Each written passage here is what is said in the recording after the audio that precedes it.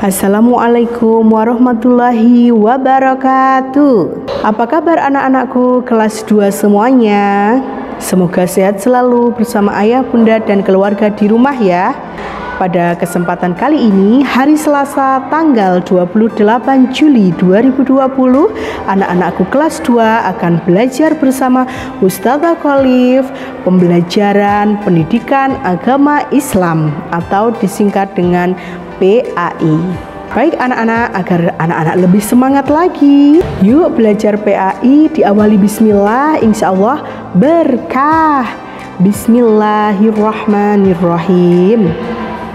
Nah anak-anakku, untuk materi pertama kita akan belajar tentang surat An-Nas dan Al-Asr. Pasti kalian sudah hafal kan ya? Insya Allah sudah semua. Sebelumnya kita main tepuk dulu yuk. Namanya tepuk An-Nas. Baik, ikuti Ustazah ya. Tepuk surat An-Nas. Surat terakhir An-Nas. Artinya manusia. Jumlahnya 6 ayat.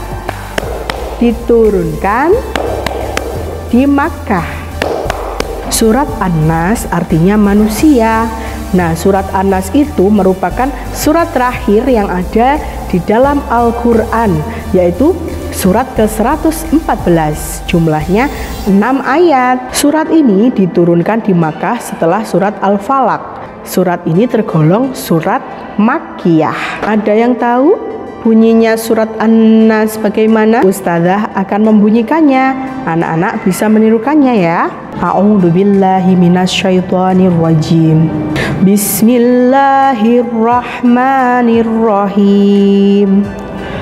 Qul a'udzu birabbin nas, malikin nas, ilahin nas, min syarril waswasil khannas, alladzi waswisu fi sudurin nas, minal jinnati wan nas.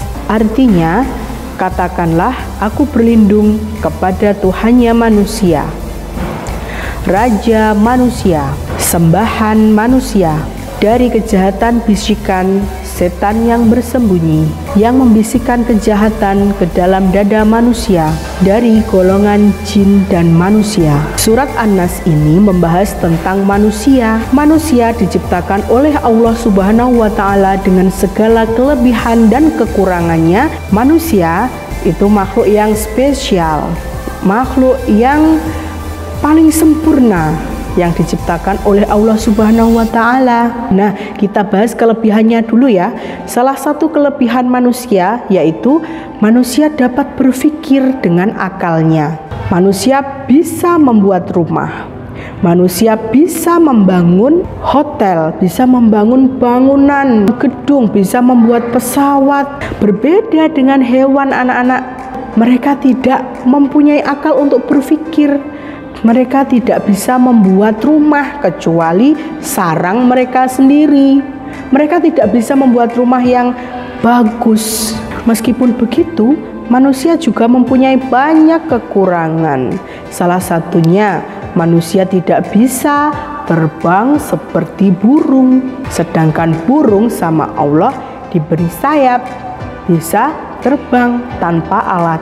Manusia juga bisa menirukan hewan itu, menirukan burung untuk terbang, tapi butuh bantuan alat yang lain seperti pesawat terbang. Jadi manusia bisa terbang ke atas tapi dengan alat yang mereka bikin. Bisa naik helikopter yang mereka buat. Bisa memakai terjun payung. Jadi di balik kekurangannya, manusia juga mempunyai kelebihan. Ketika aku ingin terbang seperti burung yang ada di atas sana. Nah, manusia berusaha membuat alatnya. Kemudian tidak bisa hidup di dalam air, ya kan? Karena kalau manusia hidup di dalam air pasti airnya masuk ke paru-paru, memenuhi paru-paru, berbahaya. Tapi manusia juga penasaran bagaimana dengan kehidupan di air, bagaimana dengan kehidupan di dalam laut. Nah, mereka pun membuat kapal selam, juga membuat alat-alat yang mungkin bisa digunakan untuk menyelam agak lama di dalam laut, tapi mereka tidak bisa hidup di dalam laut. Nah, itulah salah satu kelebihan dan kekurangan manusia. Bahkan kekurangan manusia selanjutnya, salah satunya ketika ada hewan buas, pasti ketakutan. Aduh, ada harimau. Tiba-tiba ketika jalan-jalan di hutan, bertemu harimau, harimaunya mau menyergap, manusia ketakutan. Tapi ingat, manusia juga diberi akal untuk berpikir, bagaimana ya caranya menghadapi harimau itu biar aku tidak dimangsa oleh harimau. Karena binatang buas itu kalau sedang lapar biasanya juga menyerang manusia, anak-anak. Manusia juga takut pada bahaya kemiskinan, pada kegelapan. Kira-kira anak-anak ada yang takut enggak dengan kegelapan? Misalkan ketika mau tidur nggak bisa kalau lampunya dimatikan. Nah, itu semua kekurangan manusia. Di balik kekurangan dan kelebihannya, kita diciptakan oleh Allah Subhanahu wa Ta'ala, maka sudah seharusnya kita meminta perlindungan hanya kepada Allah Subhanahu wa Ta'ala. Seperti surat An-Nas ini. Surat An-Nas ini merupakan salah satu surat yang digunakan untuk berlindung kepada Allah Subhanahu wa Ta'ala.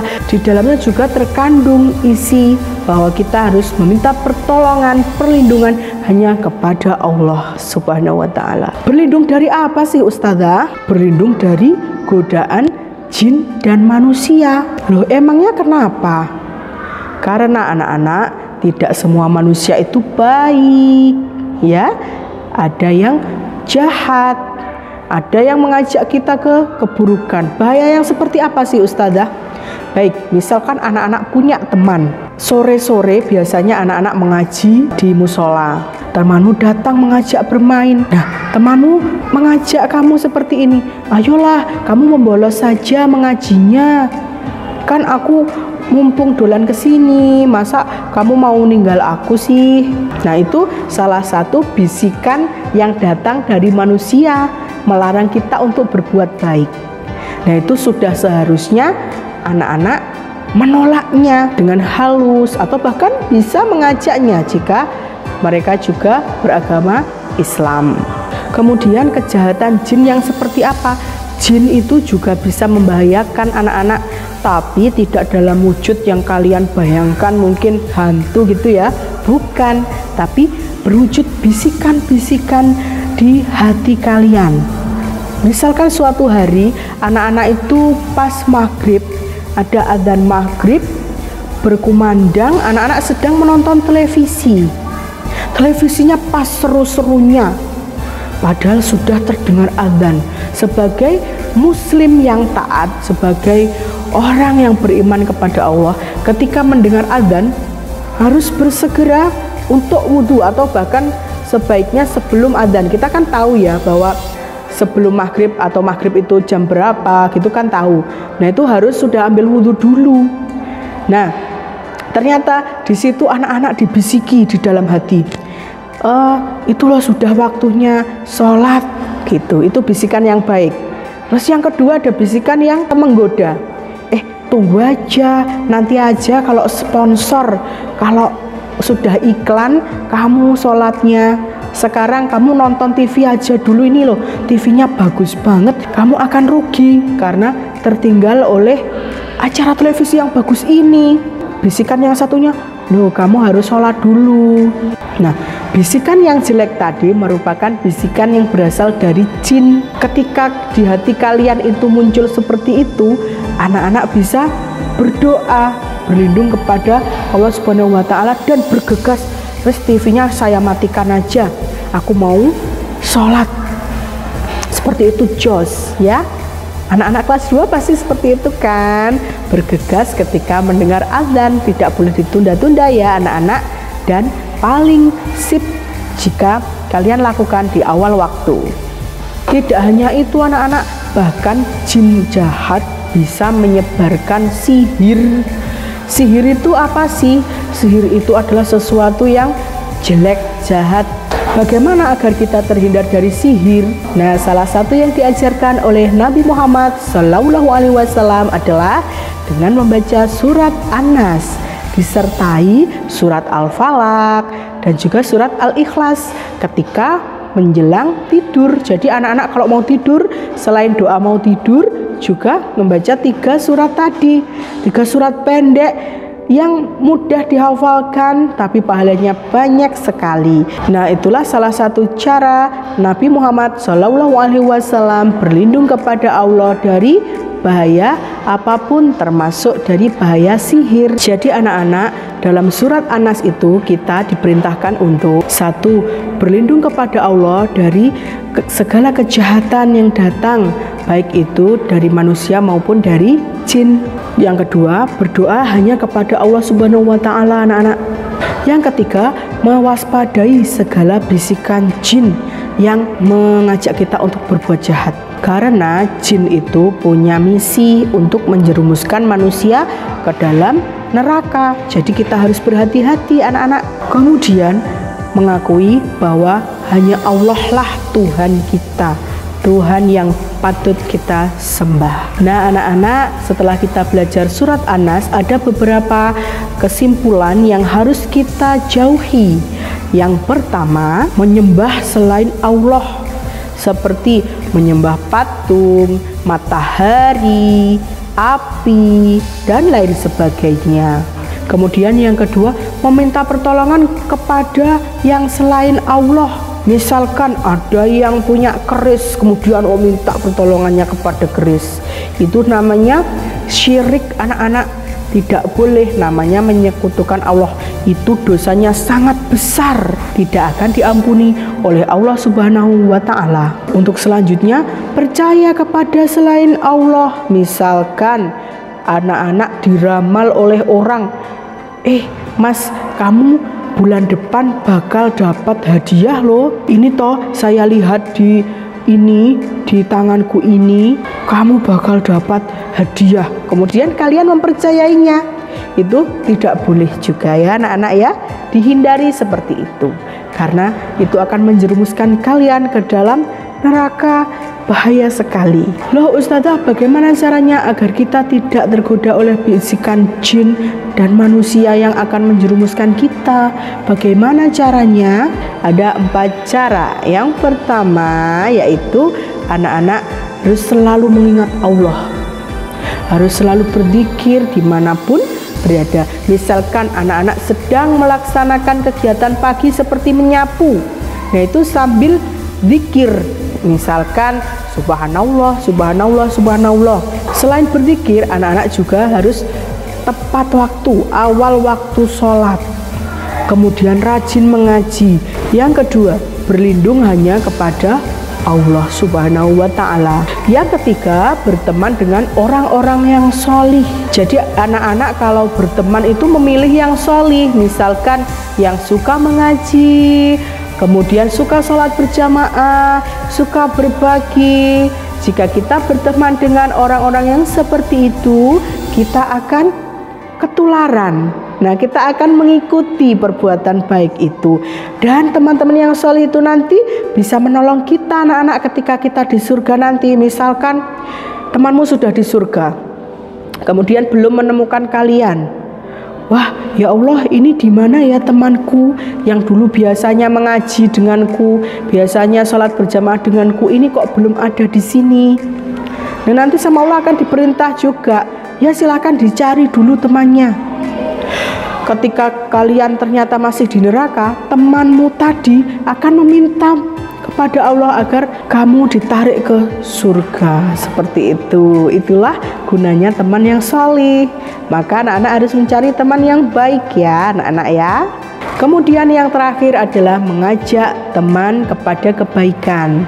Ingat, ada salah satu hadis yang menyebutkan bahwa ketika kalian mengajak seseorang untuk berbuat baik, maka pahalanya juga untukmu, tanpa mengurangi pahala orang yang berbuat baik itu. Jadi pahalanya banyak. Misalkan kalian mengajak temanmu untuk yuk sholat jamaah yuk. Ternyata temanmu mau. Ketika temanmu mendapat pahala sebanyak 27, kamu juga akan mendapat tambahan pahala 27 itu tadi. Enak kan, mengumpulkan pahala itu mudah ya. Nah, semoga anak-anak setelah belajar surat An-Nas tadi, anak-anak mendapatkan pembelajaran yang bermanfaat dan bisa kita amalkan setiap harinya. Ya, siapa yang mau tidur akan membaca surat An-Nas, Al-Falaq, dan Al-Ikhlas. Ya, kalian pasti bisa ya, semangat ya. Untuk selanjutnya kita akan belajar surat Al-Asr. Sebelumnya yuk, kita tadi sudah main tepuk surat An-Nas, sekarang kita tepuk surat Al-Asr. Tepuk surat Al-Asr. Surat ke-103 Al-Asr artinya masa. Jumlahnya 3 ayat, diturunkan di Mekah. Surat Al-Asr adalah surat ke-103 di dalam Al-Quran. Surat Al-Asr artinya waktu atau masa. Ada yang sudah hafal surat Al-Asr? Insya Allah kalian semua sudah hafal surat Al-Asr, anak-anak. Surat itu biasa kita baca ketika kita mau pulang sekolah. Kalian bisa menirukan Ustazah Khalif ya. Bismillahirrahmanirrahim. Wal 'ashr innal insana lafi khusrin illalladzina amanu wa 'amilus solihati wa tawasaw bil haqq wa tawasaw bis sabr. Artinya, demi masa, sungguh manusia berada dalam kerugian kecuali orang-orang yang beriman dan mengerjakan kebaikan serta saling menasihati untuk kebenaran dan saling menasihati untuk kesabaran. Pesan surat Al-Asr ini bahwa manusia akan berada dalam keadaan merugi apabila manusia tidak mengisi waktunya untuk berbuat baik atau beramal solih. Tidak menggunakan waktu untuk kebaikan, hanya dilakukan untuk yang sia-sia. Nah, dengan begitu anak-anak, kita harus berusaha disiplin untuk menggunakan waktu. Hal-hal yang tidak bermanfaat itu tidak perlu kita lakukan. Contohnya apa? Misalkan ada waktu luang, anak-anak sebaiknya menggunakannya untuk misalkan bercocok tanam, menyapu, membantu orang tua mencuci piring, atau hal-hal yang lain yang bermanfaat. Tapi anak-anak malah bermain game yang itu membutuhkan waktu yang lama. Ustazah pernah mendengarkan cerita bahwa anaknya itu kecanduan game. Ketika memegang HP itu ya, main game. Ketika dipanggil itu tidak mendengar anak-anak karena mungkin konsentrasinya sudah terpaku kepada HP. Padahal HP itu sangat buruk untuk kesehatan mata, terutama untuk kalian anak-anak yang masih kecil. Nah, dengan begitu kita bisa menyimpulkan bahwa game itu jika terlalu banyak, terlalu lama bisa merugikan manusia. Nah, anak-anak dari kecil ini jangan dibiasakan bermain HP berjam-jam ya, tanpa ada hal yang penting kecuali nonton video ini. Itu memang tugas dari sekolah agar anak-anak mendapatkan lebih banyak ilmu. Baik anak-anak, untuk PAI 2 surat telah kita bahas bersama. Semoga anak-anak bisa mengambil pelajaran dari surat An-Nas dan surat Al-Asr tadi dan lebih bersemangat lagi dalam melakukan kebaikan, serta ingat selalu berlindung kepada Allah Subhanahu wa Ta'ala. Anak-anak, cukup itu saja dari Ustazah Khalif. Tugasnya yaitu anak-anak mengirimkan pesan suara atau voice note ke nomor WA Ustazah di sini ya. Cek ya. Hafalan surat An-Nas dan Al-Asr. ditunggu sampai jam 8 malam. Sampai jumpa di lain kesempatan. Mohon maaf bila Ustazah Khalif ada salah-salah kata.